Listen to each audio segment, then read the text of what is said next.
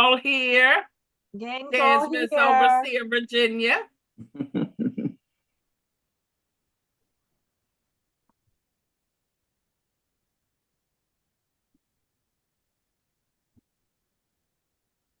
Good morning, good morning, good morning, everyone. Good morning. Good morning to everybody. I have a different background only because we're talking about what? Healthy living today. And I want to debunk the notion that healthy living is not tasty, because healthy living can be extremely tasty if it is prepared right, if you know what you're doing with it. It is very healthy for you to grow your own vegetables and herbs.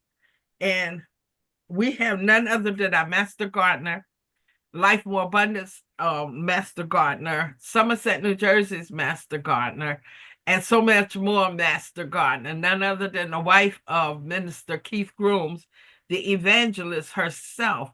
Now, let me just say, Evangelist was drinking some tea. So Evangelist and Minister Keith have a very unique life. And I don't think they mind me saying this, but Evangelist grows the food, and Minister Keith cooks the food. They don't eat out a lot. They're not bag folks. And that's what I call it. Bag people when it's constant eating out. But they're more into making sure that what they consume, they know where it comes from. They know how it's originated. So let me just tell you that one of the things that I've learned in this journey of understanding different territories and what have you is there's a lot of processing that goes into packaged foods, regardless of how they try to make it seem like it's so much healthier. In order for them to keep it looking edible or appetizing, there's a lot of additives that's added to them.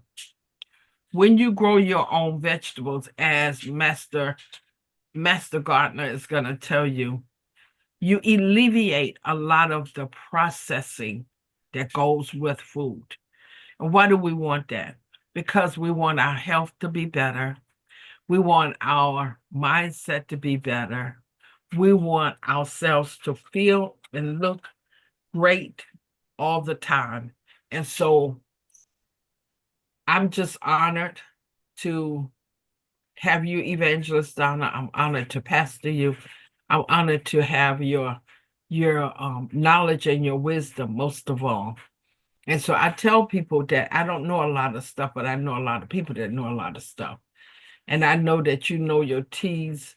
And so can you give us a little sneak peek of the tea that you was drinking, which I've requested that she will mail me a package of it. So tell me about your tea that you was drinking. Well, the tea that I was drinking I actually was my own concoction.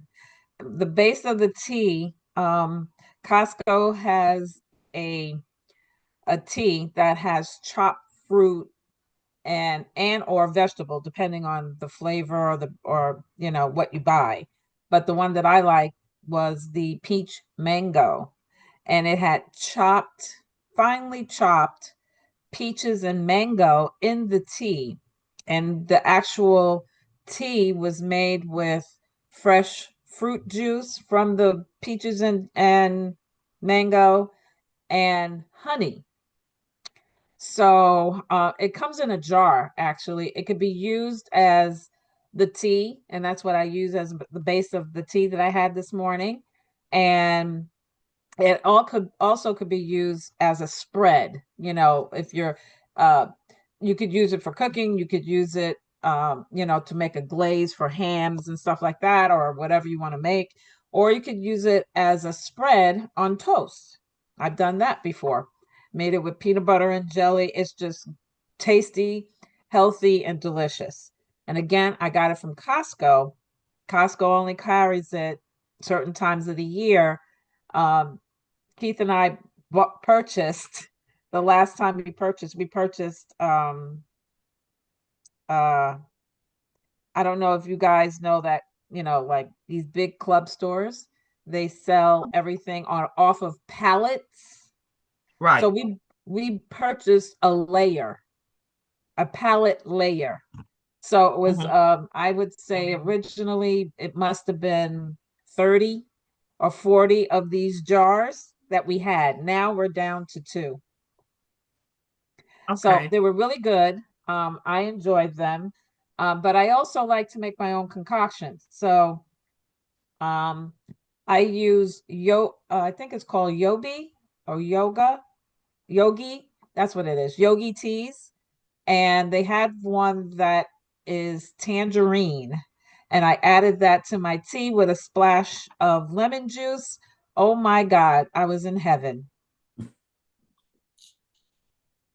So that was the tea that I had this morning. So when you mix this up, so a lot of people are talking now, Evangelist Donna, about preparing their meals. So meal prep. And I know that you guys eat in a lot because you're very intentional about what you eat. Correct. I'm going to start tomorrow with meal prep for each day. Not that I'm going to put it in the containers, but I'm going to go ahead. And when I was a child, my mother would sit down and write out the menu for the week for 6 or 7 days. And so if she knew she was going to have whatever meatloaf, I don't eat meatloaf with ground beef because I don't digest ground beef well, but I do it with ground turkey. Then she knew that she had to get as much ground turkey and also the vegetables that she wanted to use and whatever starch. So typically she did a 3 or 4 course meal, which included a meat, a starch, a vegetable or two, and then maybe she would have a little snack for me. And I'm talking about when I was a younger kid. Tell me, when you're making that tea and you're formulating that tea, can you get like a bigger container? The other day we were having Sunday dinner and Kaylin went into Dollar Tree, which is very inexpensive, and she found this really cute jug that it has the sprout on it, and then Yeah, also in the top it can pour it.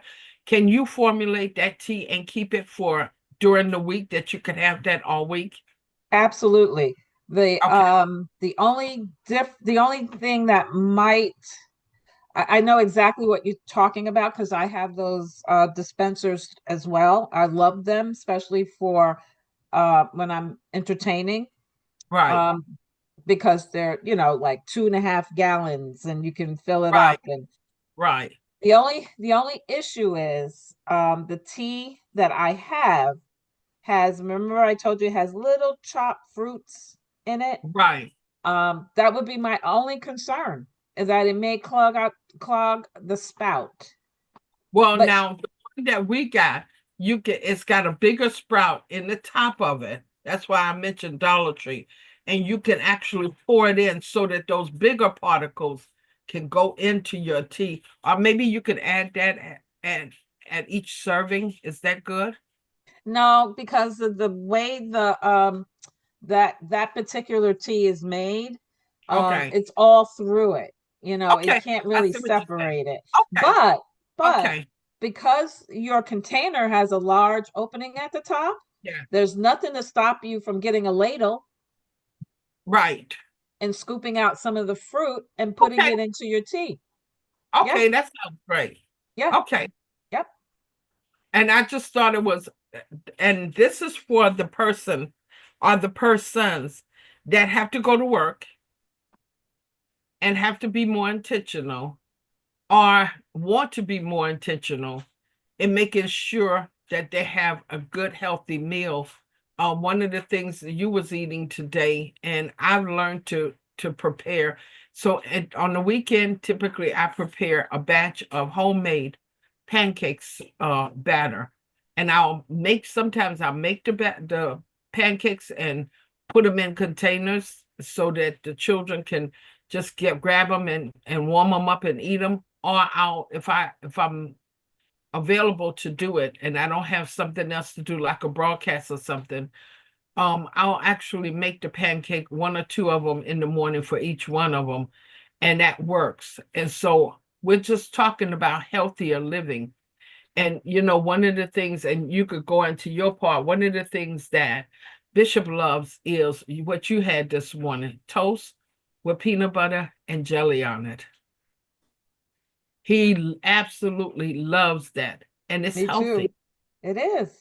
Yeah. Now he will substitute the jelly for honey, and so I started getting the local honey, which has that um I can't remember what it's called. I'm still learning some things, antihistamines in it that are good to fight off allergies, good to fight off things that's in this area. So I get it from a local bee harvester. That's And smart. right. Very smart. So I'm not taking over your class though, No, Evangelist you're Donna, not. but I just wanted to give those tips because so many times I find that people are lost, twisted between how do I live without being a fast food junkie or running and picking up this and running and picking up that. And there is some alternatives. Absolutely, there are. Definitely. So at this Um, point, I turn it all over to you for you to okay. the next place. Okay. So let me get my presentation up for you. All righty. Good morning Share. to those on Facebook. Good morning, Mother Hall. Good morning. Uh, did I close it? Close it? Shoot, I think I As a matter did. of fact, Mother Hall and Erica, her daughter, has a garden in their backyard, which Let is me really I think I closed my presentation. Just give me a few minutes to open it back up. I'm sorry about that. it's no problem at all. And so with the meal prep, you could talk to us about when you get your presentation back up.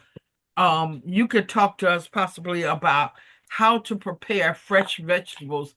So I might cut up and put in a plastic container or preferably a glass container, um, tomatoes and peppers because Bishop loves to eat tomatoes and scrambled eggs with cheese. Mother, have you heard of that combination before? I have. That's my Sounds good. favorite combo. Sounds good to me. Mhm. Sounds Yeah. good. Yes. All right, I got it open. It's Okay. opening, I should say. All right, so now let me go back. And while you're doing that, one of the meals that I learned how to do, I don't remember who told me. I think it was Lady Stallings that told me this. So I made oatmeal with peanut butter in it, which Mhm. he absolutely loved it because he Yep, can't instant packages. So I had to flavor it up with that. But okay, you're ready. I'm there. So let me just from the beginning. Okay, can you see it? Can you see my first screen? It says 10 basic tips to a beautiful and healthy garden. So that's what I'll be talking about today. Just, 10 basic tips that has helped me over the years. Um, Everybody's garden is different. Everybody's growing zone is different. Especially, I'm in the Northeast. You guys are in the Southeast. So we have two very, very different growing zones. My growing zone is just really getting started now. My husband and I, we have been working so hard to prepare our own landscaping. We like to do that first so we can get that out the way so we can focus on our vegetable garden. And so your planting zone has already started. I believe your planting zone starts in early April. Yes. So you have you're probably in full swing right now. Your garden centers and Home Depot, Lowe's, wherever you get your seeds or your seedlings, they're in full swing. Ours are just starting to ramp up. So let's get started. What we'll be talking about today is planning your garden. Like Bishop said, her mother would plan her meals for the week. You have to do the same thing for your garden. You're not just going to be willy-nilly, buy what you want to buy and then throw it in the ground and watch it grow. It sometimes will and it sometimes won't. Um, a good gardener always has a plan. Um, the second point is you have to make it convenient for yourself. If you start a garden, I'm the type of person, whatever I start, I like to see it through to the end. Um, and I make it convenient based on my schedule. So be mindful, whatever you put into your garden, how much attention will it require?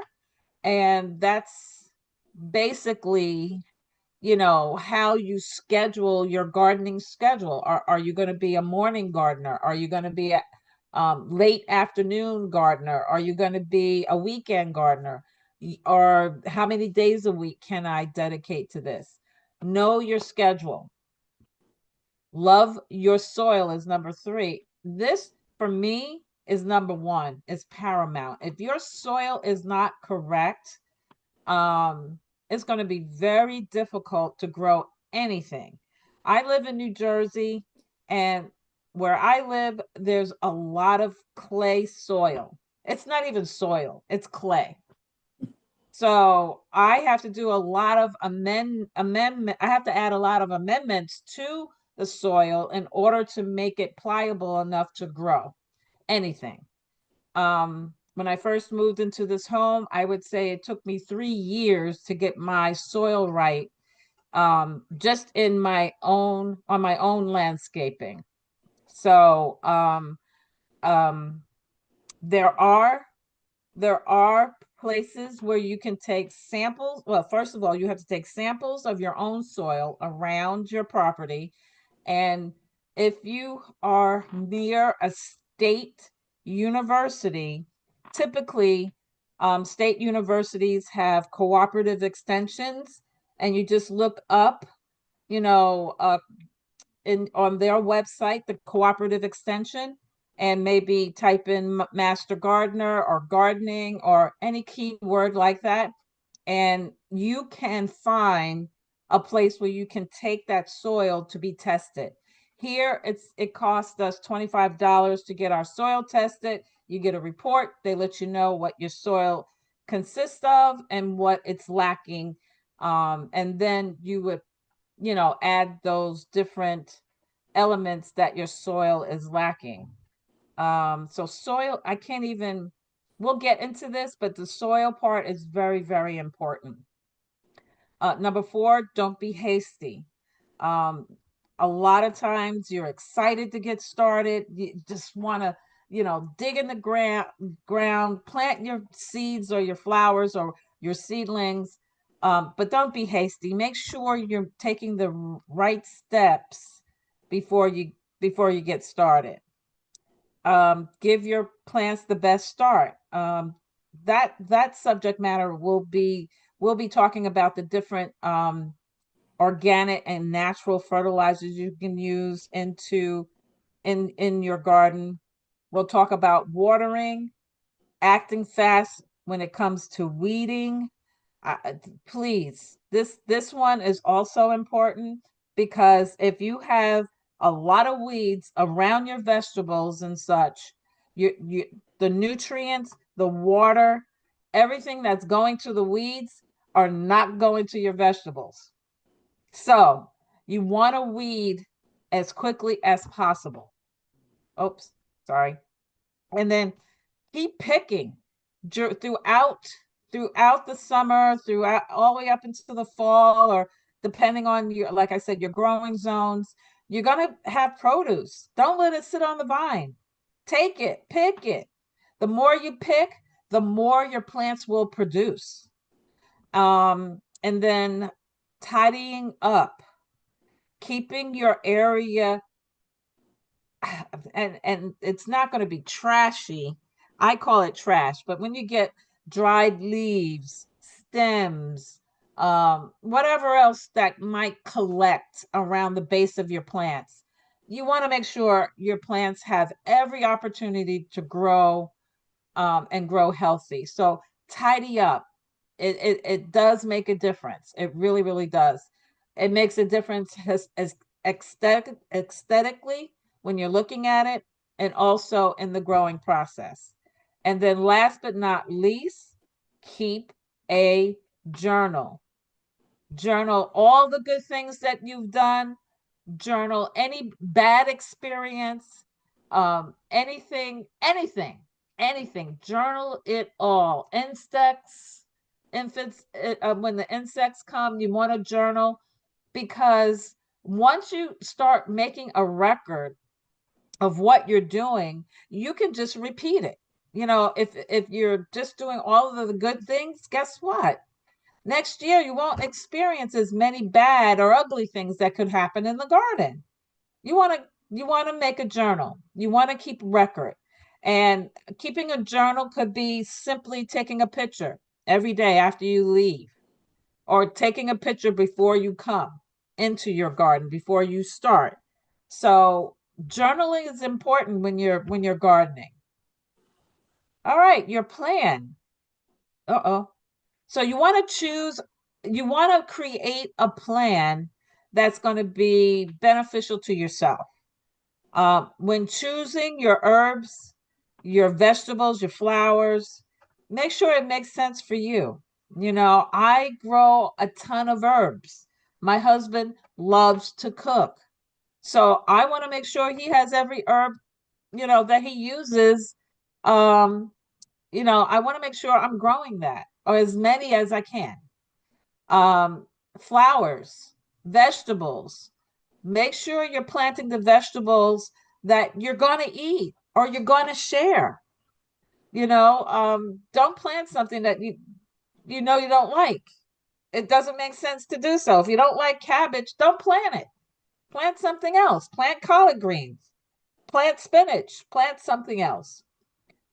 So you want to make sure that you're planting the herbs, vegetables, and flowers that make sense for you. Because when I first started, I just went down. I went to Costco's, got my little, not Costco's. I went to Home Depot, got my little seedlings, and put stuff in the ground. And I put stuff that I didn't even use. That doesn't make sense. Like radishes. I'm not a big fan of radishes, but I planted them. That didn't make sense for me. So just make sure you make sense with what you're planting. Uh, the layout of your garden is so important because number one, you want to make sure that you're not planting a vegetable or a herb or flowers that take up maybe 4 or 5 inches, and then once it starts to grow, it can take 2 feet, and you plant something right next to it and it's overshadowing the other plants. So it's very, very crucial that you get the layout of your garden just right, because you're not going to plant let's go back to spinach. You're not going to plant spinach right next to zucchini, because zucchini takes up, one plant can take up 2 feet. That's huge in a garden, especially if you don't have a big, big space.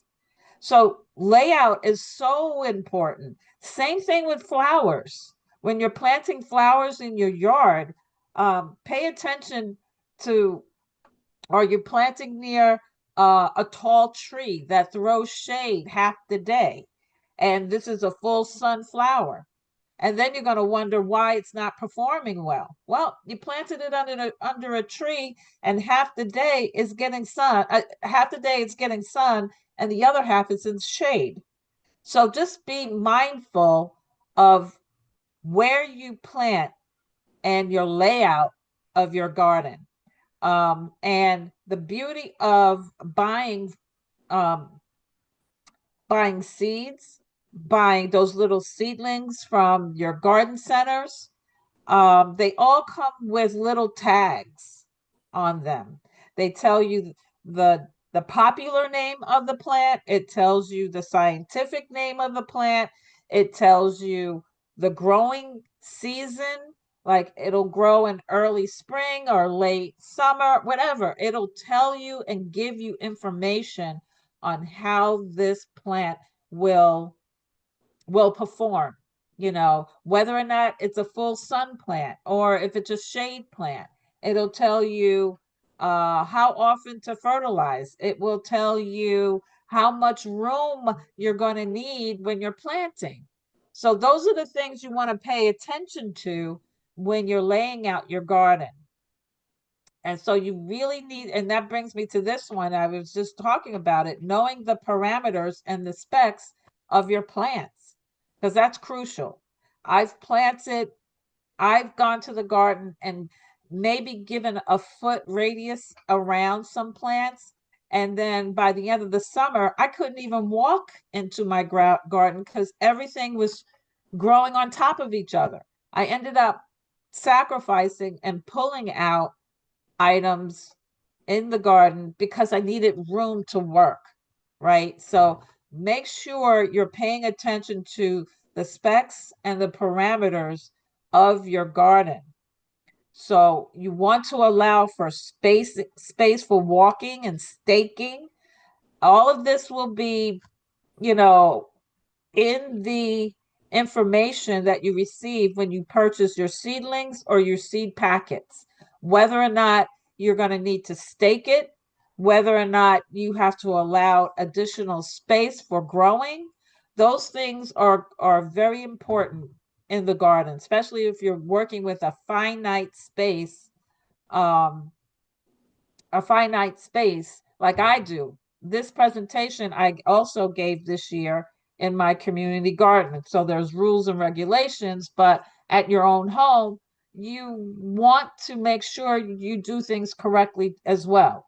Just because you're not maybe not going to a community garden, but at your own house, you're going to allot a 20 by 10 space or a 10 by 10 space. You're still working within a confined space in your home. So all those things you have to keep in mind.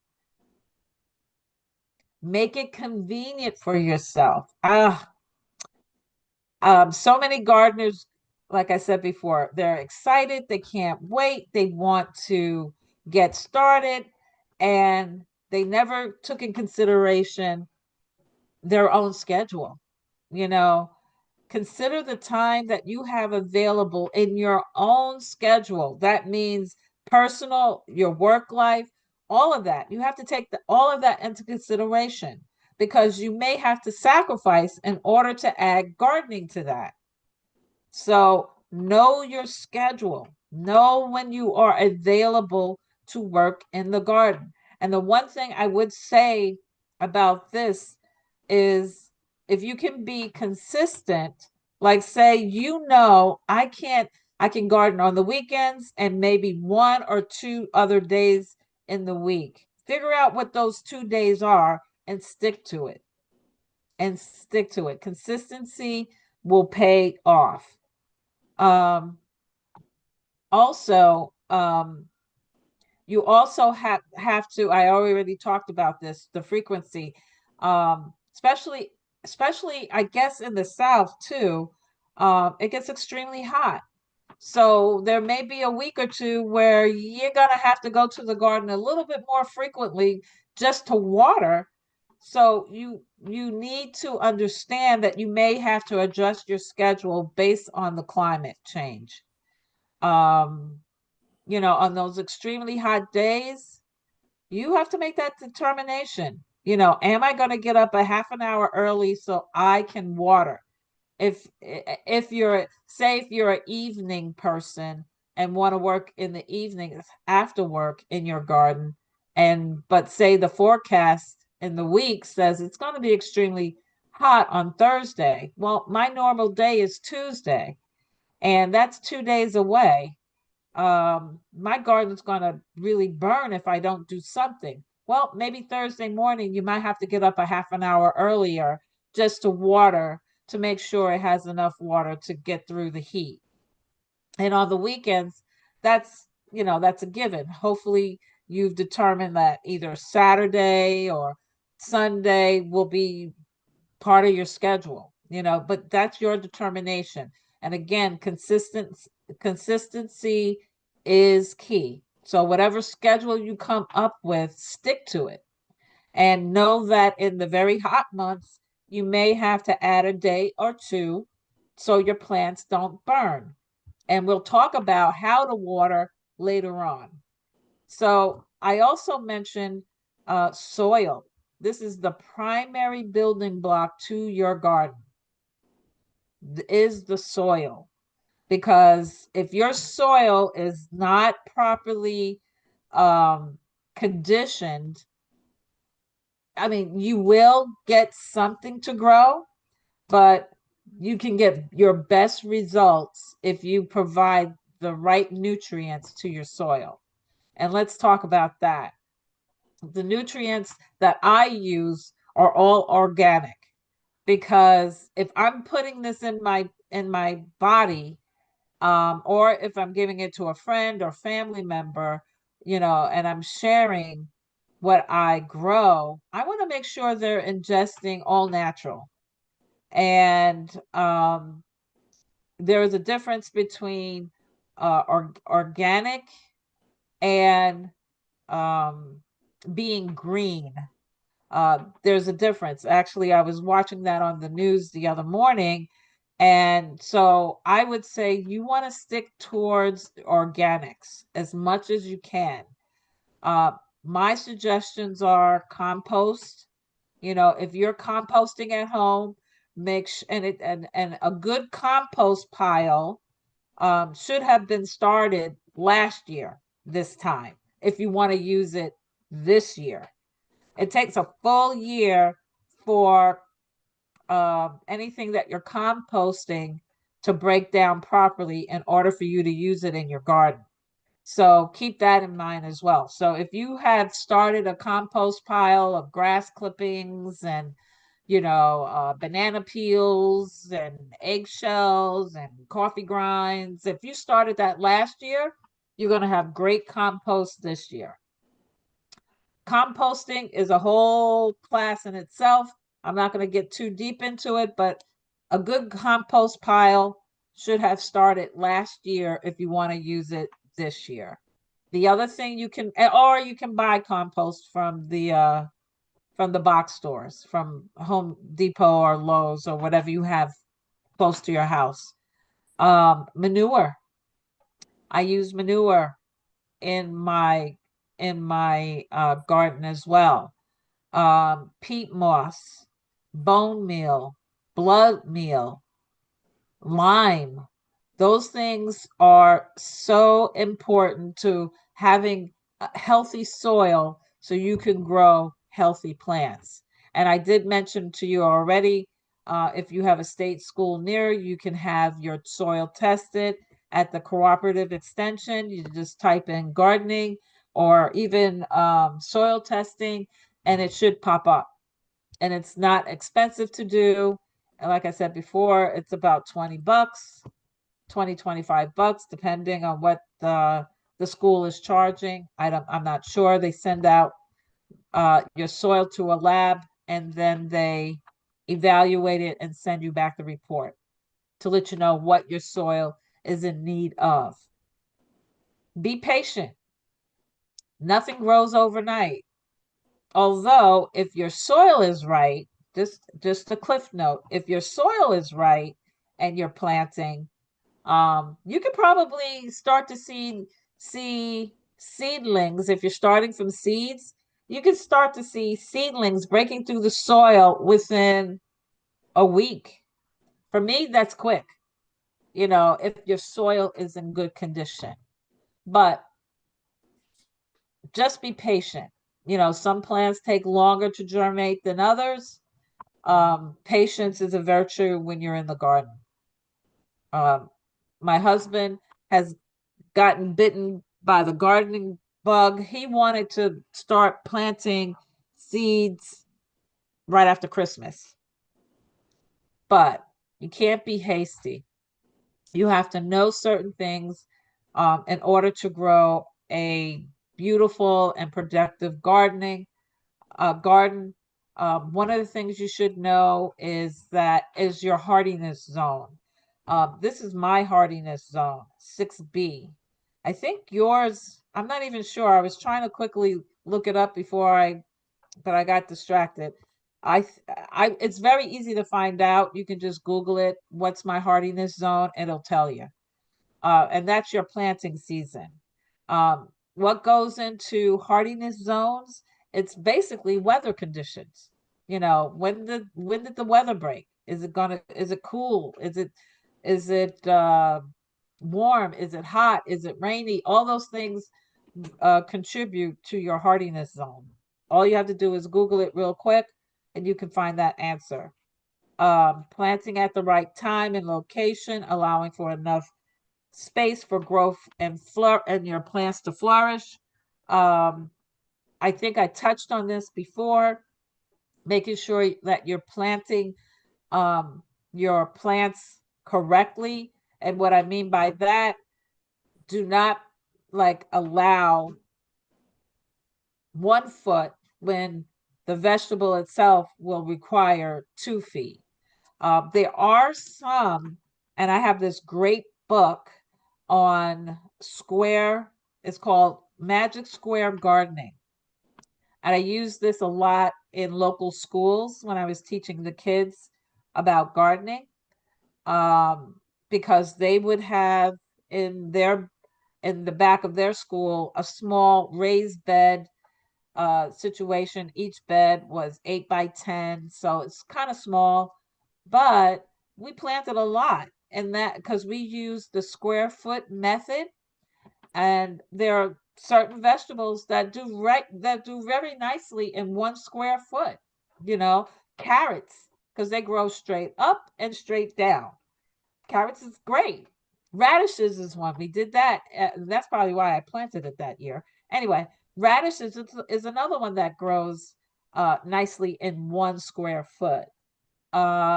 String beans, another one. They grow up, but they have to be staked, but they still grow up.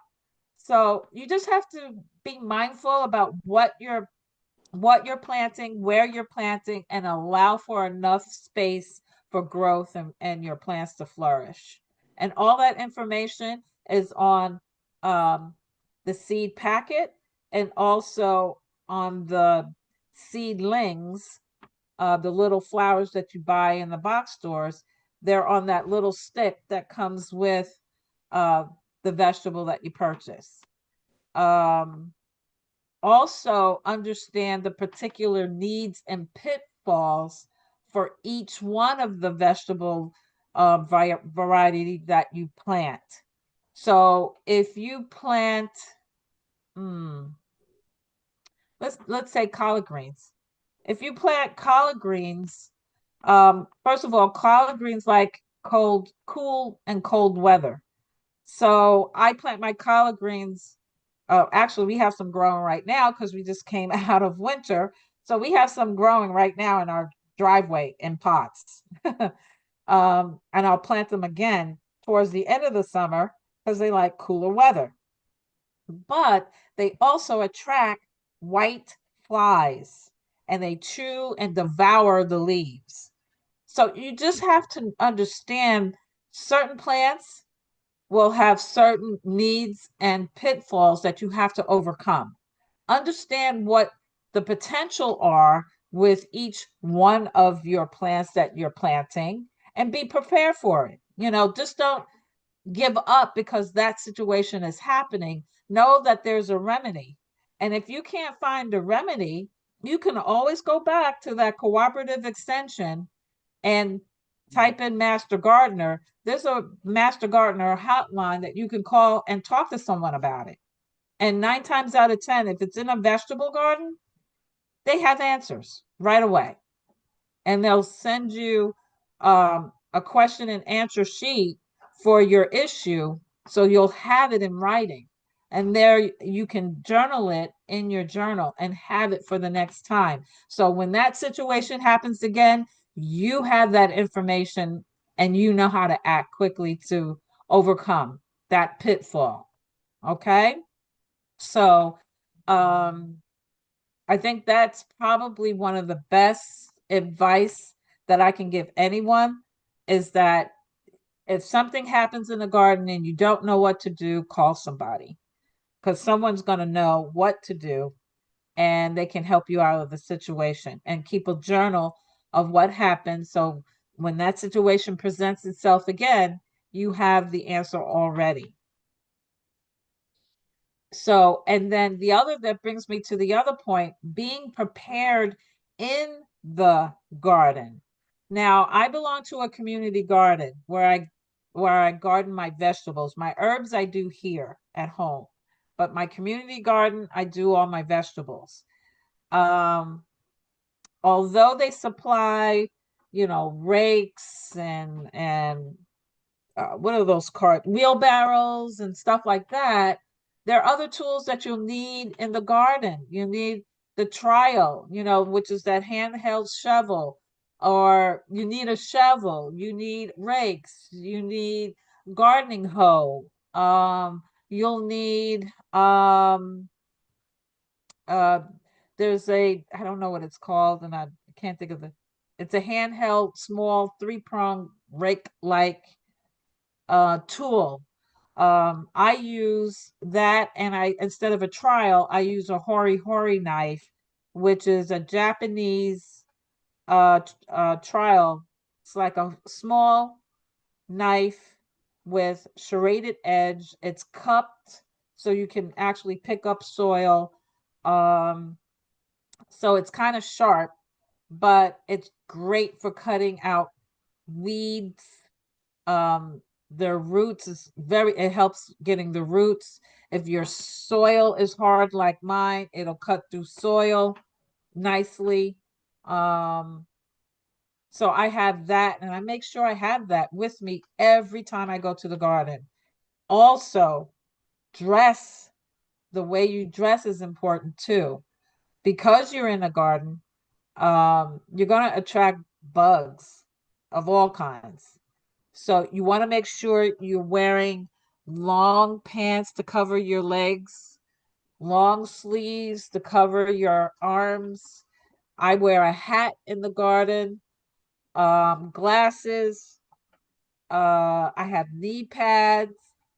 I have gardening shoes. I have a whole outfit just to work outside. Because if you're not dressed properly, and honest to God, I think it was last year, I had surgery in October to have a lump removed off the back of my neck because a longhorn beetle during the summer hooked itself in the back of my neck, and it got inflamed. It created this huge knot, and I had to have it surgically removed. So, and I was dressed properly.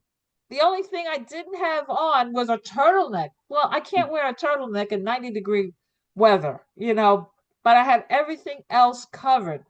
So I'm just saying that because the beetle could have really gotten me in my ankle, could have gotten me on my arms, because that's accessible. He had to crawl all the way up to my hairline because that was the only place that I didn't have covered. And it got to me, and ended up having surgery to remove the lump that it left. So all I can say to you is be prepared. Bug spray, spray yourself down in bug spray, and also water.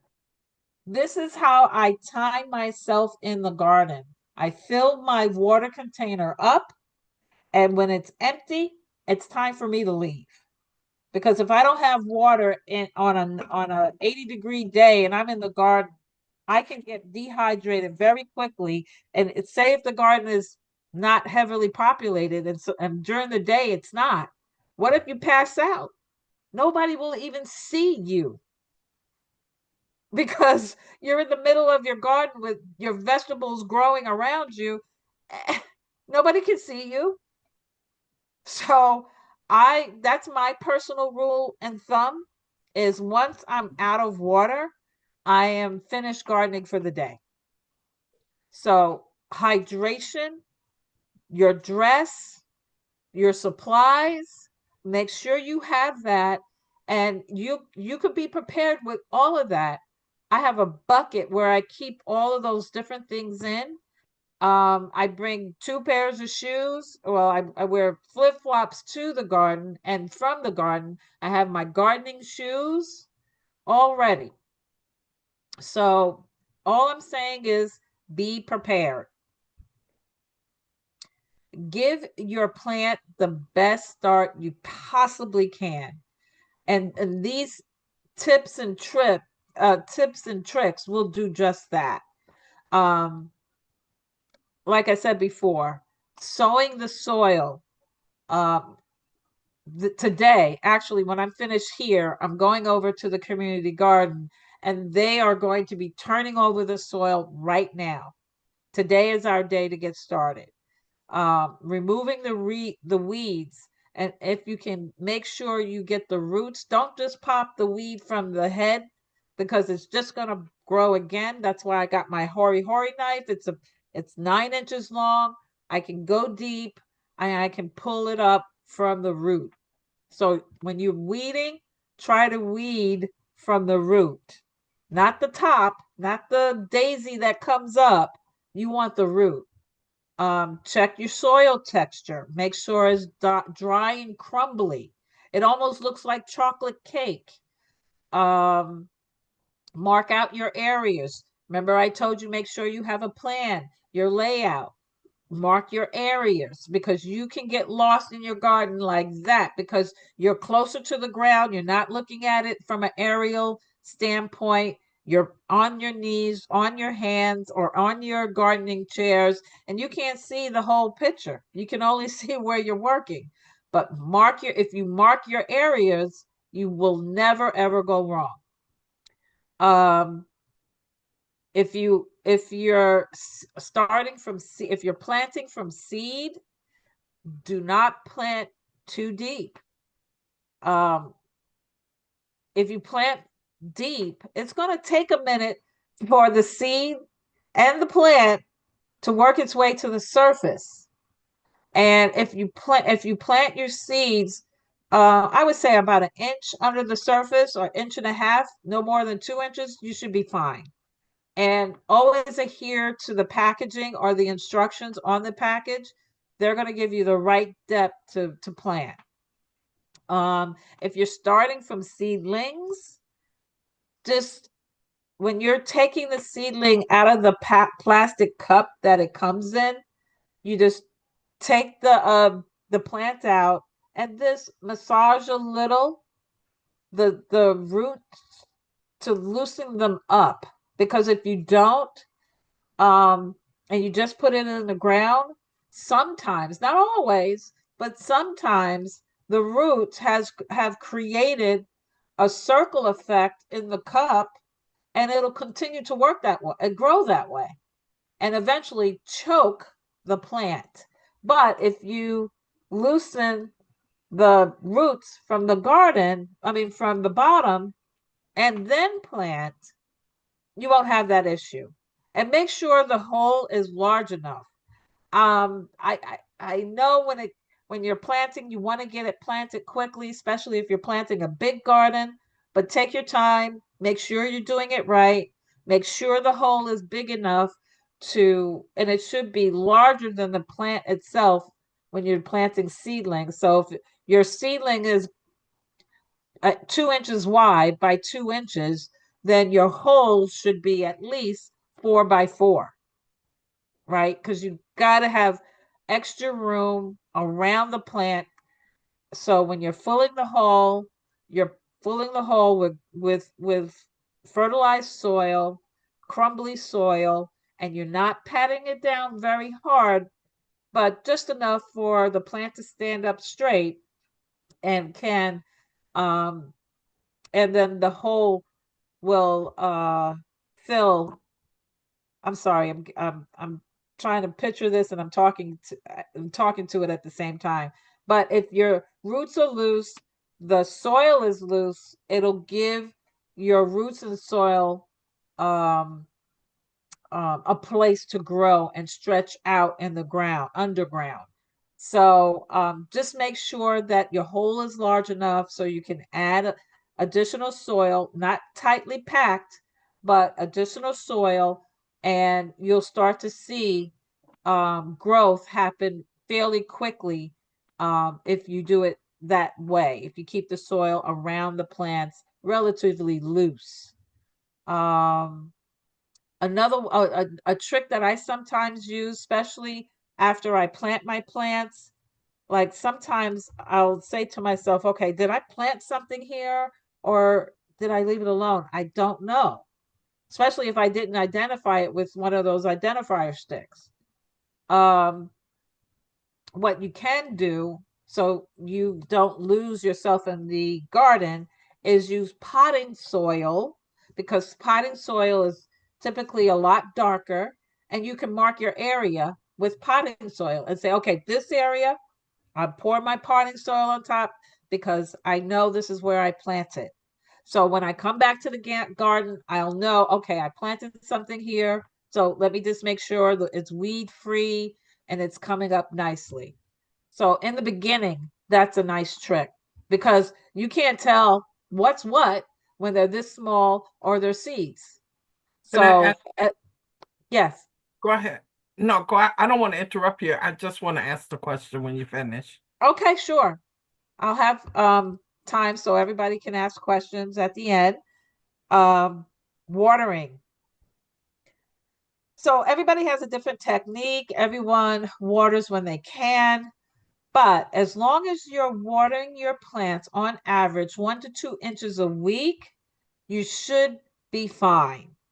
However, on warmer days and depending on rainfall, you may need to water a little more, or a little bit more heavier, or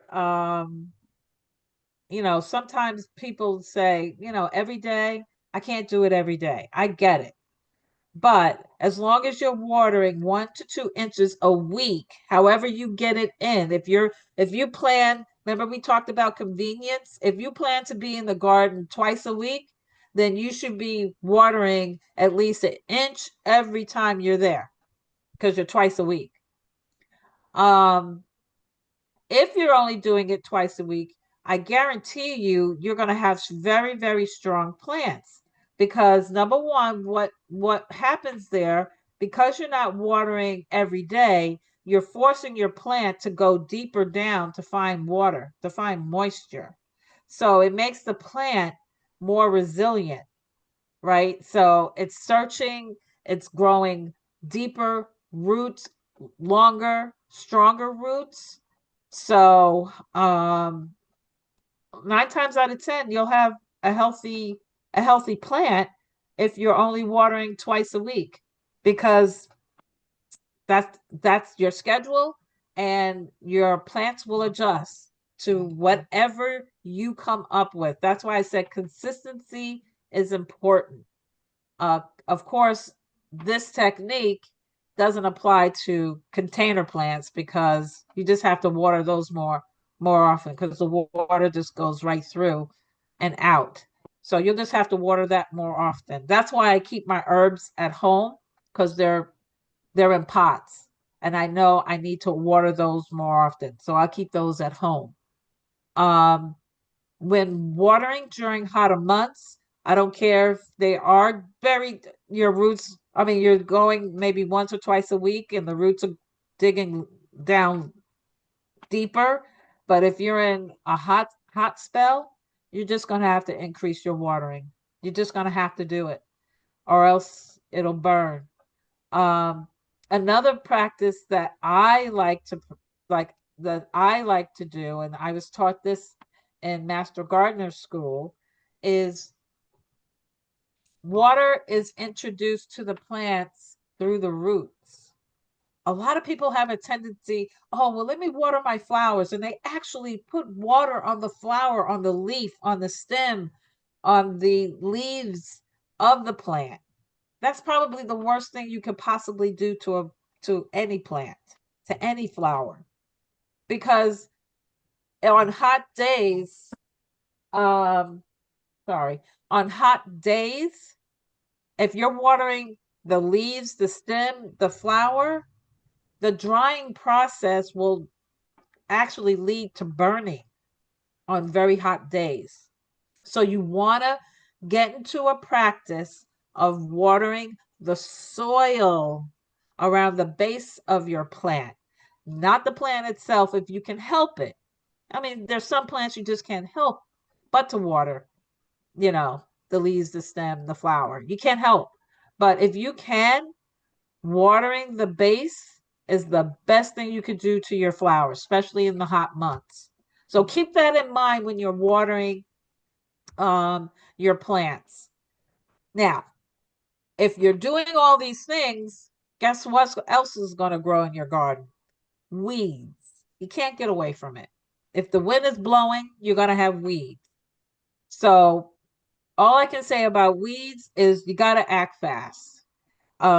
Unfortunately, if you're planting in the beginning and you can't tell a weed from you can't tell your weed from your plant, I would say wait till it gets a little bit more mature and then you can decide whether or not, okay, was this something I planted or is this a weed?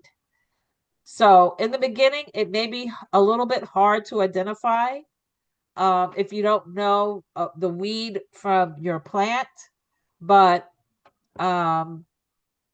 don't worry, in about a week or so, you should be able to identify whether or not that was a weed. And then you can pull it.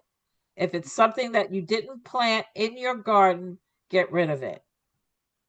Weeds can do great damage. Like I told you before, weeds, you're sharing the nutrients that you put in the soil for your vegetables and flowers. You're sharing that with the weeds that you don't want. Right? So if you're not pulling them, they're going to soak up and drink up the things that you amended the soil with. So let's get rid of the weeds as quickly as you can. Do not use chemicals because you're ingesting this. Use organic gardening weed prevention, which I never use, so I can't even recommend anything to you. I'm sorry, because I just refuse to use any chemicals in my garden. So I just weed by hand. And you can weed anytime, but the best time to weed is a day after it rains. The soil is soft, it's easier to pull to get the root. So that's my trick, though. I make sure I'm weeding all the time, but on rainy days, I go after the big ones and I get my hori knife and I'm pulling out the root as well. Because those roots are what can damage your plants. Because if they're growing and expanding, it's preventing your fruits, your vegetables from growing and expanding. So we don't want that. We want to get rid of them. When you're in your garden, if your garden is healthy and producing, you want to pick as often as you can. If you pick often, you'll get more. The more you pick, the more you receive. So I pick as often as I can, almost every day. And, during growing season, I'm picking almost every day. Deadheading a lot. You're also pruning back because sometimes, if your soil is healthy, your plant is growing out of control, you may have to sacrifice some of the plant and get it back into a shape that is more controllable for you. And you may have to sacrifice, and that's okay. because guess what's going to happen? All that energy that was going to that other branch or stem is now concentrated into one stem, and the fruits and vegetables are just going to be abundant after you sacrifice. And what I mean by sacrificing is pruning, making sure you're pruning when necessary. And it's okay if you have, like, this is a perfectly good branch. Why do I have to cut it off? Well, if you have the number in gardening is always odd number. So if you have 3 or 5 or 7, and it makes it a beautiful, nice shaped plant, and then you see 8 come, you're like, I don't need 8. Let me get rid of that one. Let me get rid of this one. And now you're back to 6. Now you're manageable. Or if you want to take it back down to 3, that's manageable. But sacrificing in the garden is not going to kill your plant. It's just going to help you produce more produce on the plant, the remaining part of the plant. So pruning is crucial. Make sure you do it. You'll get more produce when you do. Tidying up. So if you're pruning, if you're deadheading, if you see weeds and you're pulling and you didn't take them out of the garden, you just pulled it and left it there. I can't express how important making sure that you clean up behind yourself is so important, because if you can consistently leave trash, and when I say trash, I mean dead leaves, dead weeds, soil that's not in its right place. And I'm like, how can soil not be in its right place? But once you get into gardening, you'll understand what I'm saying. You want to keep your gardening area, especially the ground, trash free, stem free, sticks, twigs. Um, you want to keep that as clear as you can. Some people like to mulch in their garden, and if you mulch, that's fine, but that's something you put there purposely. But stems from trees and twigs and stuff like that, get rid of it. Dead leaves that fell off of the plant, some people say, well, that's part of composting. Yeah, but you didn't put it there. So it can also create a barrier for the water from getting to your plant, especially a leaf. So you want to make sure your area is tidy and clean. Stake plants that need to be staked. Don't let them grow all over the ground, because number one, then your vegetables can get bruised and dirty. And like squash or zucchini or butternut squash, some people eat the skin. Tomatoes, if you're not staking tomatoes, one side could be soiled. It can also get rot. It can also rot on the soil. So you want to make sure that you're staking what plants that need to be staked, fenced in any vegetables or garden or flowers that you garden into your garden or place into your garden. Make sure that those climbing vegetables and flowers are staked properly, and it allows for good airflow around your plants, because that's important too. And also labeling your plants are so crucial. It's not even funny. 2 years ago, my dad was with me and we started our garden, and I was starting from, we did seeds here. And I took them out to the garden and planted them. Well, I didn't label them properly. And I thought I could remember, and I couldn't remember. But I didn't want to throw them away, so I started planting them. And as they grew, I noticed that I had some tomatoes with collard greens, with string beans. So I had to replant everything. I had to pull up and lay out again my garden, because I didn't do these steps. So this was actually, this presentation was actually made out of my mistakes that I've made in the garden. So hopefully you don't have to go what I went through. So make sure that you're labeling your plants. Like if you're going to have a row of tomatoes, make it a row of tomatoes. If you're going to have a half row or a square or a box of tomatoes, mark the boundaries of that square or box or area so you know what you're growing. A lot of people can't identify plants just by the leaves. So I would say to you, save yourself some heartache and just label. Label in the beginning. As soon as you plant it, you put your stake there, your labeling stake there, you're done. You're good.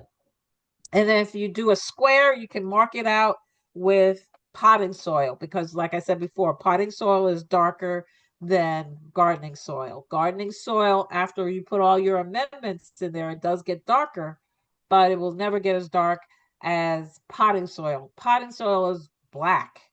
Gardening soil is more brown. It's like I said, chocolate cake. Keeping a journal. Like I said before, I couldn't have done this presentation if I didn't keep a journal because everything that I spoke about in this presentation, I've gone through. So I'm hoping that you won't go through and make these same mistakes I did, because I'm telling you in the beginning, these are the things that work for me. So, like I said, good gardeners, they make a journal, they keep track of their mistakes. They make sure they don't do them again. They're looking at the growth of the plant. They're noting any insects or disease or why isn't a plant working or growing. Uh, you're keeping a record of everything that you do in a garden because whatever you do and it didn't work, figure it out and determine what is the best method to make it work. And the things that did work well, you just keep continuing to do those things. Take pictures. Make sure you're taking pictures. Show them off to your friends and family.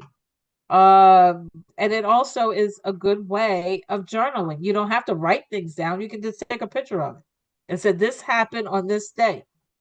And this is what I did. As simple as that. Seed packets, save your seed packets from year to year. If you found something that you liked really, really well, just save that envelope, save that seed packet. So you have it next time. You won't have to search for it. What was that I planted I liked so well? Well, now you got it. You're saving it. Or at least take a picture of it so you can put it in your journal.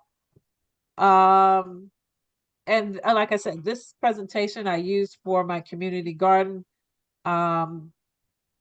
So we talk with each other, but we could do that here as well.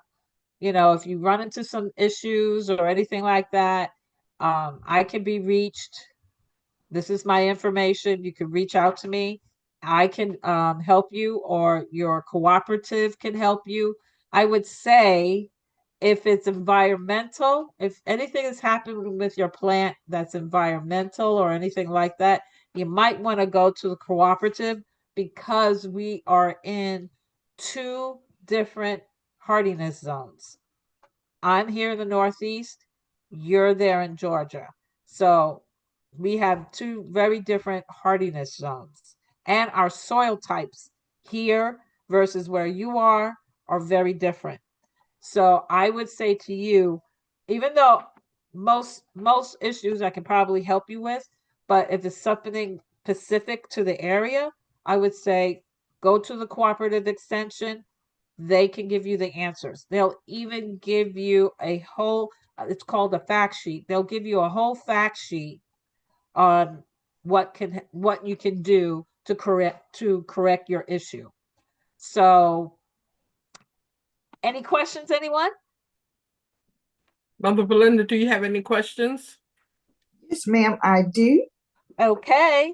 Thank you so much, Evangelist Donna. That was so much valuable information. Now I understand why my plants died. I water them too much. I would water every day. And now I understand why they died. But I do now have a question as to I live in an apartment and Yes. I have a small patio outside my apartment. Are there some vegetables that I can grow on my apartment? And what are they? Absolutely. Absolutely. Um, let me get the full picture of your patio, of the area that you're working with. So obviously you have a small patio. Can you hang?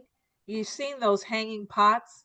Can you do Hmm. hanging pots from your patio? Yes, yes. Ooh, so that's nice.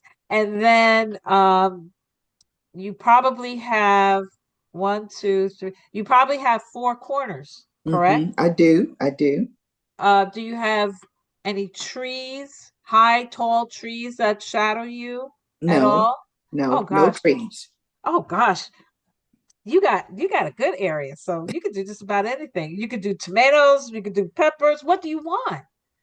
Let's start there. What do you want to grow? You could grow herbs. You could grow just about anything you want to. Ex Now I can't even say except. You tell me, what do you want to grow? I would like to grow. Uh, I know I'm not putting anything in the ground. I would like to grow like some squash. I love squash. I love zucchini. I love all types of greens, turnips, collards. I like the fresh lima beans and the black eyed peas. I like things like that. Oh, good. Okay. And So okra, bell peppers. okra would be a little bit hard to grow on your patio, only because okra gets way too big. I would, Hmm. you could grow a smaller plant. You could test it. You could try it, Hmm. but on, okay. So you said you like collards, you like zucchini, squash, um, beans and Hmm. peas. Yes. So beans and peas, they grow. They they need to be staked. So, not to say you can't do it. They do. You can buy. They have now these cloth buckets. I don't know if you've seen those, the cloth pots. I have some in the front of my yard. I bought some last year. They Uh, have them at Home Depot here. you can use those, Hmm. or you can use traditional pots. Anything you want to use to put them in. But for anything that grows, I would say use a traditional pot because it's heavier. Because you want Hmm. to put a stake in there. So your peas, your beans, they grow. When I say they grow, they climb. Hmm. So you need something to stake them with. So you can get like those small rose bush stakes. I've seen Hmm. them as small as 2 feet. And you could grow your string beans and your peas using that stake. Don't put them in the same pot, but you can grow them. You Hmm. most certainly can grow them. Um, Zucchini, believe it or not, because I've always grown mine in the ground. But my sister, who lives in North Carolina, she has a huge garden on her patio. Even though she lives in a house, she has patio. Everything is on. She started her gardening on her patio, Hmm. and then she went to a raised garden bed. But she had zucchini, squash, herbs. The only thing I didn't see she didn't have collards. She had cucumbers. Hmm. So all that cucumbers, zucchini, squash, tomatoes, peas, beans, those climb. So you got to Hmm. make sure you have a big enough base pot, a heavy enough base pot that will take a steak plus the vegetable. So you may want to get a clay pot for that, Hmm. especially for the bigger like zucchini and squash, because they're very, once they form, they're going to be pretty heavy. And Hmm. you got to get a substantial steak to support it. So I Can I would ask, I can I would ask this one question that it coincides with what you're telling her? Yep. Because several people, let me just say, it's a lot more people that's on here than it's in Georgia. So we have Florida, North Carolina, Maryland, and all up and down, all across the country that's on here. So my question is, God bless you, Pastor Simpson. My question is, with Mother, with that question she had, one of the things that somebody, when they seen the flyer, they said, I want to know more about if I can do the buckets, the big Absolutely. 8 buckets. So that would coincide with what Mother Belinda was talking about. Using, instead of purchasing just the pot, the clay buckets can go deeper. So I just wanted to get clarity No, for what they're asking on here. that's great. Using a bucket, especially for the heavier plants, or the heavier vegetables like zucchini, squash, butternut squash. Those when they flower and produce, they're going to be heavy. So you would want to use something substantial, a bucket, a clay pot, even the plastic pots. As long as you put something to weigh it down, so it doesn't tip over once they begin to grow. Okay, so you want to make sure that you may even, it'll also help with the drainage. You may even want to put some stones at the bottom, which will help with drainage.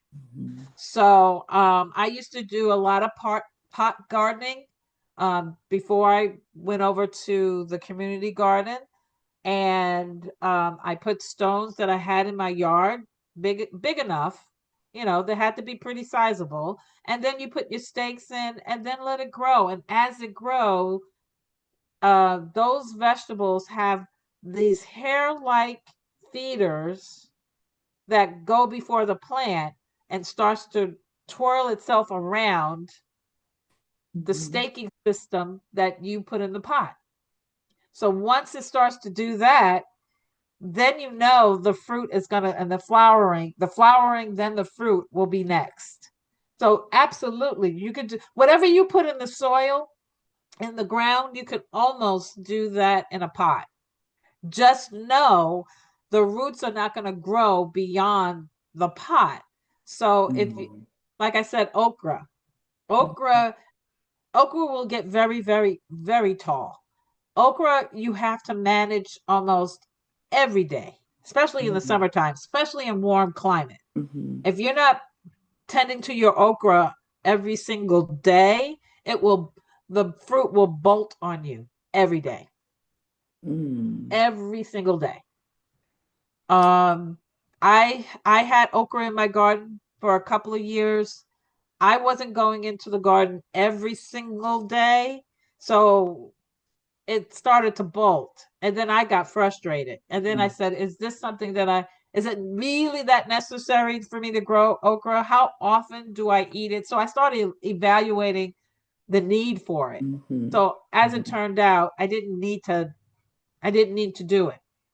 I started growing that when I first started gardening, but when my parents came to live with me, they both loved okra, so I planted it again. And like I said before, if I'm not in that garden every day, I knew it was going to bolt. Period. Especially in hot weather.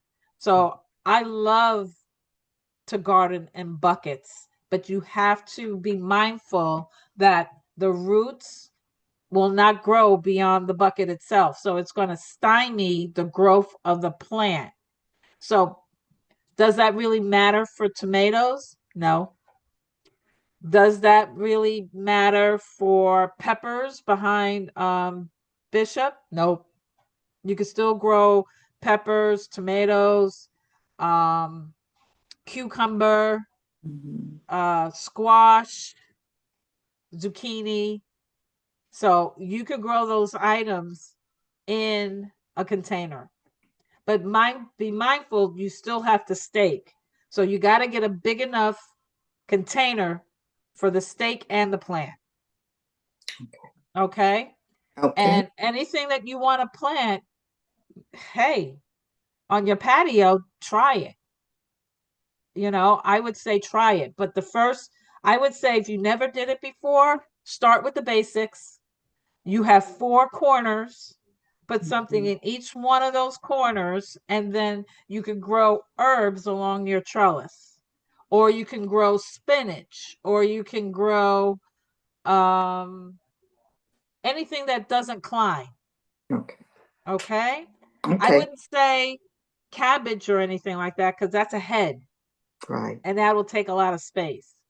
But you could do lettuce, you could do spinach. I would say you would have to plant that now, right now. You can have spinach in a week. You can have lettuce in a week. They grow very quickly. We still have cool nights as long as it's not burning hot. At least up here, it's not burning hot yet. So I can plant lettuce probably for the next month and be okay. I'm not sure about the weather where you're at from Georgia to, I would say, DC. Anything above DC, you can still plant lettuce and spinach safely and get produce for at least a month.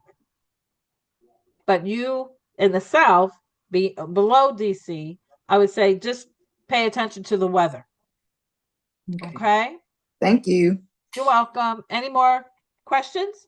Well, we have well, I think they were asked the question. Lady Stallings is in Texas, and I don't know. I think they were starting some stuff in buckets, if I'm not mistaken. Pastor and her were starting some things in buckets.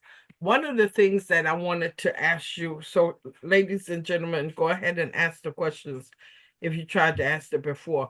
One of the things that I was going to ask you is, like you said, the buckets. And one of the things that you do for your community is put them out on your driveway, and then that way other people. And one thing that I did back some years ago when Bishop and I was doing some buckets and doing some planning, we went to Home Depot, not Home Depot, but Hobby Lobby, and got fan sticks the sticks that you make the fans with, and we put the name of the vegetable or whatever it was on that stick and stuck it in the ground so that we can identify, because we tried it with the plant. So we tried it with the seed, and the package got wet, so it got ruined. Yes. And I couldn't tell what it was. So we went and got either you could get popsicle sticks, or if you're creating a fan from, especially those people that's like to do crafts and like to do different designing, and you get those, it's a package of fan sticks and put the name on it, like you were talking about. I just thought about that idea because we did that back some years ago. Actually, I prefer when you're labeling your plants, especially if you're leaving them outside, do not. Because my mom used to do that when I was growing up. She would put a stick in the ground and put the seed packet on the stick. Right. But now everything is made out of, recycled paper and this, that, and the other. And within 2 weeks, it's mush. You don't know what it is. Exactly. That's so what we I don't do it that way. I did it that way before because that's my mother did it, so I did it. But I find now using anything wooden, popsicle sticks, fan, what you're talking about, because it's made out of wood. And then I use my Sharpie. I can use that stick year on year on year if I want to. Just to label it and make sure that we know what we got there, what it really could be looking like too. Absolutely. I thought about that when you were saying that. I thought all of your presentation was excellent. Thank you. I'm hoping that it's some people on here. Mother Hall is down in Florida. She's in Daytona Beach, Florida. And I know that they already have a garden. As a matter of fact, I seen their garden on Facebook. And that her and Erica, I'm sure, is out there weeding and what have you. And they're already eating kale salads from their garden. So I'm sorry, my dog is being a puppy. But I think everything has been absolutely amazing. But Thank most you. of the people that have talked to me, that when I personally call them and invited them, most of them, they're not going to do the ground to start with. They're going to do pots. They're going to do buckets. They're going to Okay, do buckets. and that's fine. Yeah. That's absolutely fine. That's how I started. I started because even though I live in a house and I have the land, I don't have a fence. Right. And you gotta be aware of your surroundings. I don't have a fence.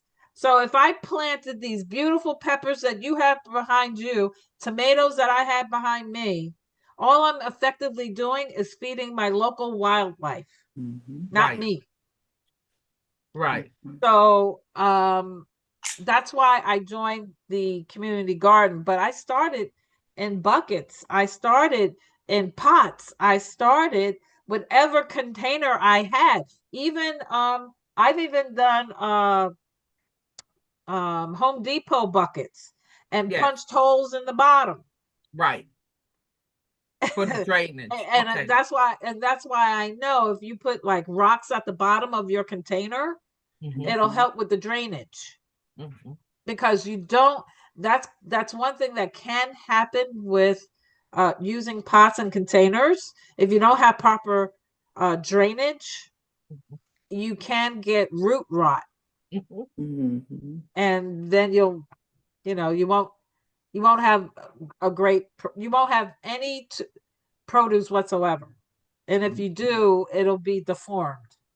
So I personally like to put at least, depending on the size of the bucket, I would like to, and how deep it is, but let's just say your bucket is 12 inches. I like to put at least 3 inches of rocks. And I'm not talking about pebbles. Right. I'm talking about stones, rocks. Because if you use pebbles, it can clog. But if you use stone, it's going to allow the water to find its way to the holes and drain out. Okay. So definitely that's crucial when you're doing container gardening. Or if you, what my sister used, because she was using that too, and now she's been doing it now for about 15 years on her patio. She invested in earth boxes. And you can do the same. Earth boxes are great because it also incorporates a watering system. So all you have to do, if you have like one side, like the front side of your patio, Mother Belinda, and you had earth boxes going through the front, all you have to do is water one and it waters the whole thing from the root, not the plant. From the root, which is the proper way of watering. So it waters the soil and you only have to do it in one place. And if you're ingenious, like my sister did, eventually, she hooked up her hose system with a timer and it waters on its own. She doesn't have to water it at all because she has a timer, the hose connected to the earth box. She's good. She has it set to go off on Tuesdays and Thursdays or Monday, Wednesday, and Fridays, or whatever her schedule is to water. That's what she does. And if she knows it's going to rain, she turns the water off at the spigot. Simple as that. But it does take a little work to get it set up. Any other questions? Well, any other questions, Mother, you have? No, ma'am. Like you said, Bishop, it was an excellent presentation. Excellent. Thank you. Thank you. Thank you. I would like to piggyback on this, and because I like to approach things from a very holistic approach in life. And there is equestrian, which is horse therapy, there's art therapy, there's music therapy, there's water therapy, there's play therapy, there's so many therapies. This can also prove to be a great therapy, especially for people over a certain age. Now, it works for children too, or Sure any does. or any age. But can I just say, for those that are caretakers, if you're a caretaker of someone, whether they are 5 or whether they are 105, believe it or not, this can add such a life to a person because they get to see, they get to start something, and then they get to see it come into a completion. And believe it or not, being outside in the sun, being able to deal with whether it is vegetables or whether it is flowers, it makes you feel good. It releases those endorphins that makes you feel good. So I encourage, my son said to me, we got, and I don't like cilantro, but I think they do. But we got peppers, we got cilantro, we got he always grows jalapenos, and they grow like crazy in his buckets. The only thing that Evangelist Donna, that we grew it, but everybody ate it up. The animals ate it up. Was the collard greens. Oh yeah. So you were telling me about putting some kind of oil on them to try to Oh, keep the animals, deter them, because they would just eat them up. well, unfortunately, I mean, you're talking about, it's probably deer, rabbit, Rabbits. the rabbits. Okay. So, there's a few things you could do, especially with your vegetables, to deter pests. Mead oil Oil, is yeah. one. Yes. I use that a lot because I still, even though I'm in a enclosed community, it doesn't stop the insects from coming. Can't stop that. I don't have a problem with rabbits or groundhogs. Well, I haven't had it recently. I haven't had those problems with any of my plants or anything like that. But you could probably, my mother, and this is an old wives' tale, it's not proven or anything like that by scientists, I should say. It was proven to her, and it worked for her, and I use it on occasion. Flour, sprinkling flour on your leafy vegetables changes the way it looks. So they're not, the insect come, they're not even sure what this is, because it's not their normal collard green, because it has this flour on it. So it can deter them from chewing on it. Mm-hmm. But it's totally edible for you. It's flour. Mm-hmm. Right? So um those are that are those are some of the techniques that I use for pests. At home, we use simple fencing, um, a simple fencing method. We just put up Like a a chicken net, wire. yeah, a chicken wire fence Okay. around whatever. We don't want the deer, because that's our biggest enemy to our garden is deer. I put a fence around it.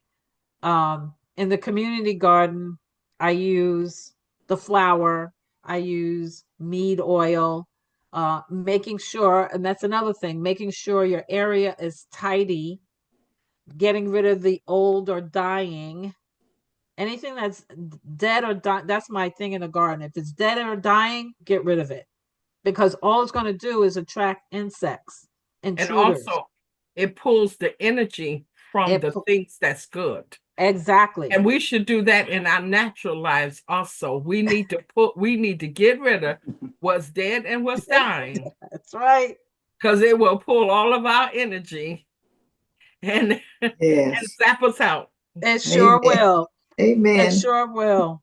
I know for a fact, and you also mentioned, I was using gardening for a few years just as a mean for meditation, prayer,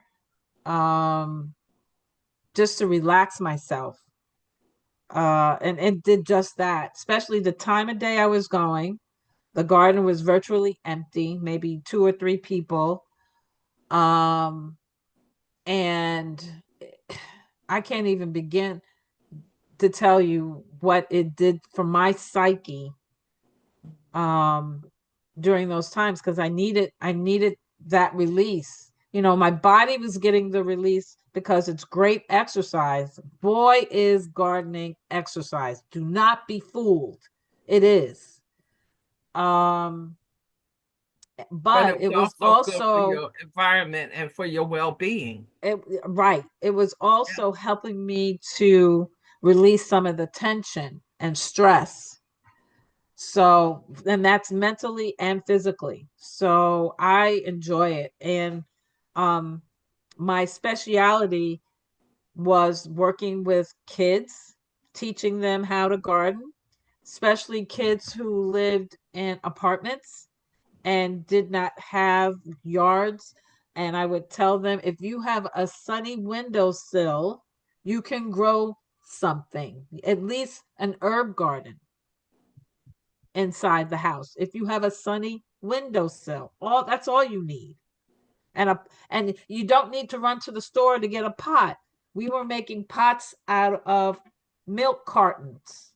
We were making pots out of we were doing the seedlings and egg crates. The thing that the eggs come in. So we didn't spend money.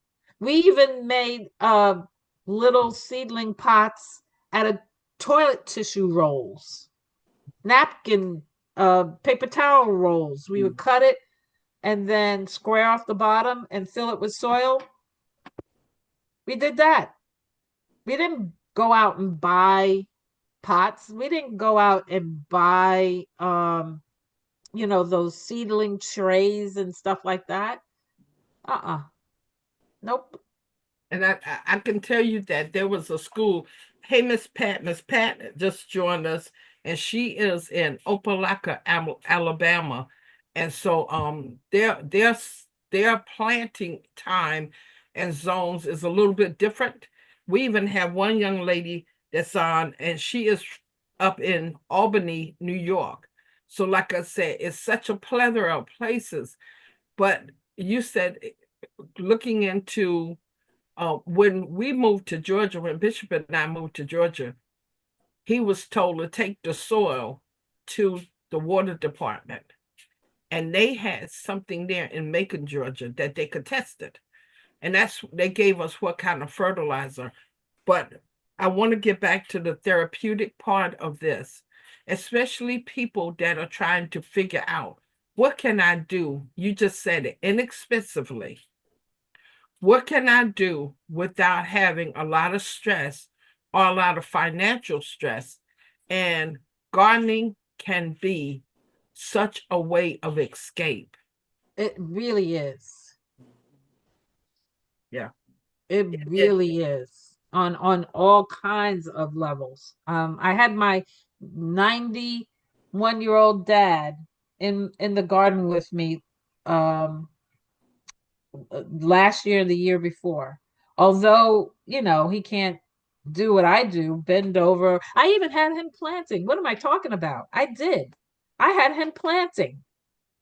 I had a gardening chair. He sat in it and he helped me plant. He was like, "You gonna plant all this?" I said, "No, you're helping me." I had a chair for him and he helped me plant. 91 years old. And then after planting, he he was in charge of watering. I was in charge of weeding and harvesting because I needed to stand and move around for that. But watering, he would water one section, move his chair over, sit down and water the other section. You can make it work. It doesn't matter your age. Really, it doesn't. You can make it work for anyone. And he It's loved that being out there. It reminded him right. when he was a boy. So, Yeah. It's that's so therapeutic. Is there Yeah. any questions, Lady Stallings, all of you that's on here, Mother Hall, Miss Pat, is there any questions that y'all have? Arlene is on. Is there any questions? And Arlene is taking a new route to life, and she's doing all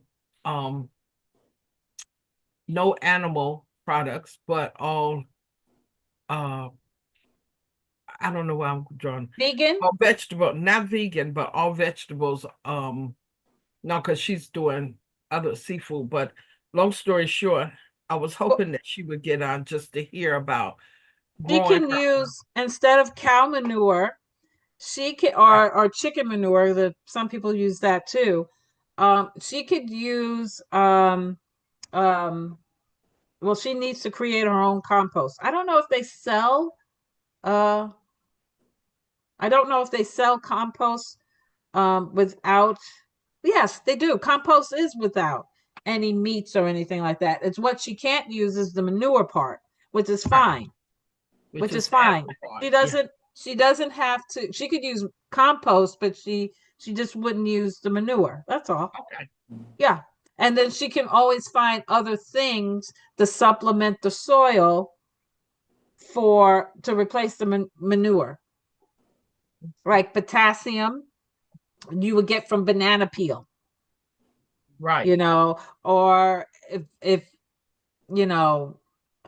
acid, you can get that from grapefruit. You would have to chop that up a little bit, but grapefruit, orange, lemon, lime, you just have to figure it out. If you don't want to use manure because it's it's a beef product, product, like I said, um, use something else. Well, I think you've given us so much information, and unfortunately, I can't see my comments. I've been having trouble with Facebook the last few days, maybe about a week now. But so if somebody has a question, they would have to inbox it to me through Messenger.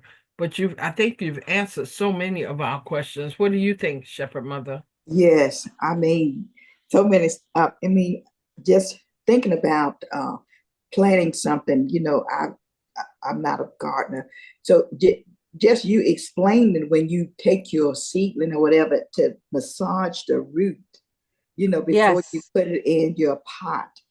That was something interesting. I said, oh well, because some people just take it out and put it in the pot, but you saying like massage the root of Yeah. it and then planted it, put it in the pot. That was very interesting to me. And I think you've done an amazing, Thank you. exemplary job on this presentation. We thank you so much, Minister Donna. Oh, you're And like I welcome. You're said, welcome. we And really appreciate when you massage the root like that, it just prevents it from circling, Mm, and it could choke itself. mm-hmm, That's just something that someone in my master gardener class, shared one day. And mm-hmm. I was doing it that way too, but I was like, wow, that makes perfect sense. Yes, it does. It Makes does. perfect sense. And Mm-hmm, then I stopped losing plants. How about that? mm-hmm, mm-hmm. That's even better. yeah, Yes. that is so sweet. This is an exercise that I want to encourage everyone, because like I said, I can't see the comments, but I want to encourage everyone. Overseer, Prophetess Jones down in Jacksonville, thank you for joining us. Um, I want to encourage everyone, and especially if you have grandchildren or children that you're trying to figure out some type of an activity to do with them. Many times we have reverted to shopping. We've gone to, oh, I got to take them here and entertain them. But something as simple to some people can be so complex to others, the sowing and reaping, because there's always a time to sow. Ecclesiastes tell us that in chapter 3, there's a time to sow and then there's a time to reap or to harvest what you've sown. And if we teach them ahead of time, especially as small children, that when you put something in the ground, you can expect something to come out of the ground. Mm-hmm. People will then know, our children will then grow up with the atmosphere of understanding that in order to obtain something, they must do something. They must put something forward. They must sow something. And it's not just monetary. Let me just get past that. It's not just monetary, but it's the activity, like the woman of God has been saying, the activity of going out and planting it, going out, even to telling us how to properly dress. Because no matter what we do in life, there's going to be an adversary that's going to try to destroy that hope. But Amen. there's still hope within, because she's even told you how to dress. My mom used to not like the bug spray. Not that she was a gardener, but she loved flowers. Love flowers. And she had a whole room filled with nothing but flowers. But she used to use the Avon Skin So Soft. How many of y'all have heard of that? Yes. It is a very good bug repellent. Yes. Now, I'm only going by what my mother said, like you said, old wives' tale. Yes. I've been told that it was a lot more holistic than spraying on some of the bug But repellent, spray. which can sometimes irritate some people's skin. But just those little things, getting back to the basics of life and enjoying things that's so much simpler.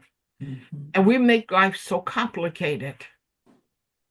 And it can be so simple. And I love what you do in Evangelist, that you have your herbs outside where people can come and pull from them.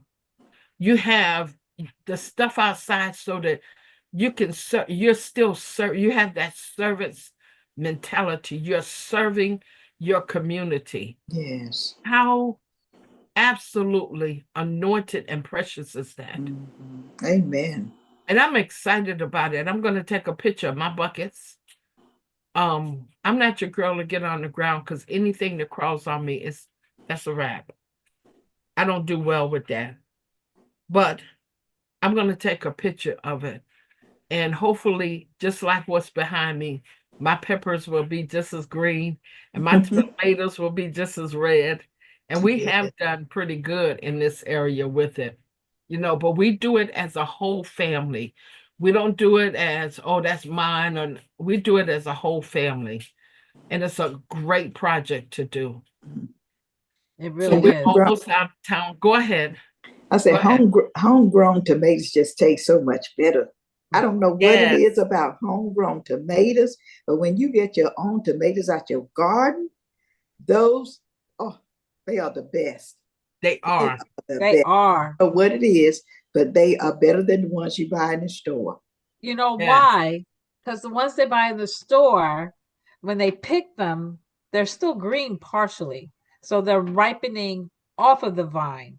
When you are eating your homegrown tomatoes, you are waiting for them to get this beautiful color Right. red, and then you're taking them off the vine. Yes. So Also, all those pesticides that they spray on it, that it's too. not on it. Mm-mm. You get it. So, and there was something, hey, Trudy B, and Trudy B is in the west coast of Florida. Something that you made for Bishop, those little peppers. Remember, I told you. Oh yeah. And they are so good, because when you first taste them, you taste the tomatoey part of it, but then all of a sudden you get a little bit of a spice to it and a kick to it. And it just makes for a really good. So I want to take my cherry tomatoes or my grape tomatoes and Yes. maybe put them in a jar with a little pepper and a little vinegar and season them up. Oh, That Yes. sounds good. I'm getting Yes. hungry. Yeah. Mhm. Mm. So, Mother Belinda, I turn it back over to you guys. We're almost out of time. It is 12:50. So is there any closing remarks? Thank you for everyone that have come on. I pray that everybody has gotten something out of it. I just say, Minister Donna, that I pray that the Lord will continue to bless you and anoint you with your growing hands and your vegetables and your your herbs and all of that, your teas, that God will continue to bless you with your ministry. That is a great ministry to have as gardening. And like you said, can be so, and I can imagine that I haven't done it, but I can imagine it being so rewarding. It is. And that you're able to share with your community and people. That's a blessing. And I would just thank you so much for this presentation. It was exemplary.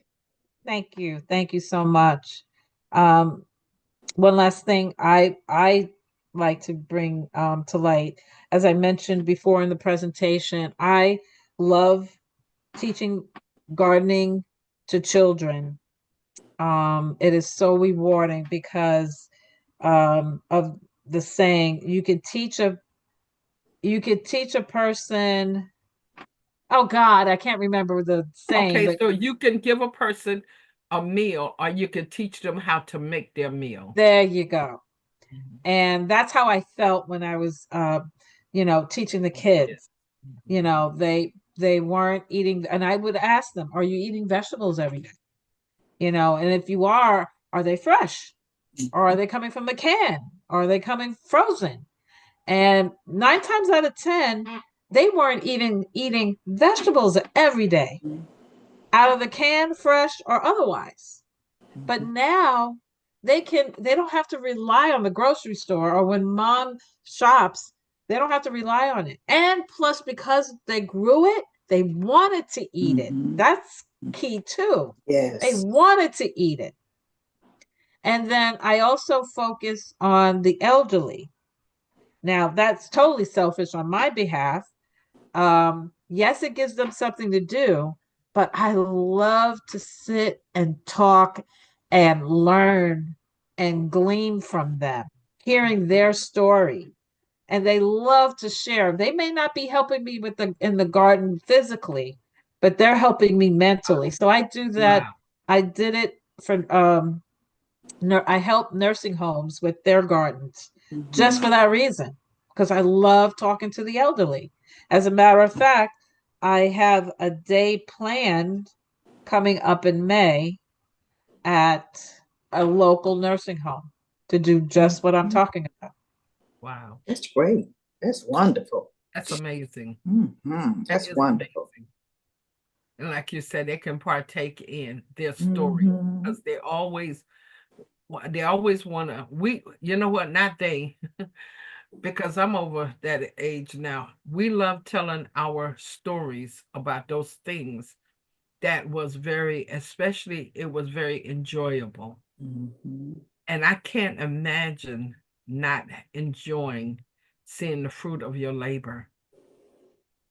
That's so rewarding. And so, Minister Donna, I'm going, Evangelist Donna, I know that you put up your information, and you might want to tag it onto my Facebook page, not on the chat, but onto my Facebook page. And that way, if an organization wants to, or a church, or a school, or someone wants to bring you in, then you and them can discuss how you can come in and help them. And can I just say that if there's any inner city school um admin or teachers, this is a great way, because I'm telling you that they had it back some years ago, and I don't remember where it was at, but I know it was in Chicago. I don't remember the name of the school.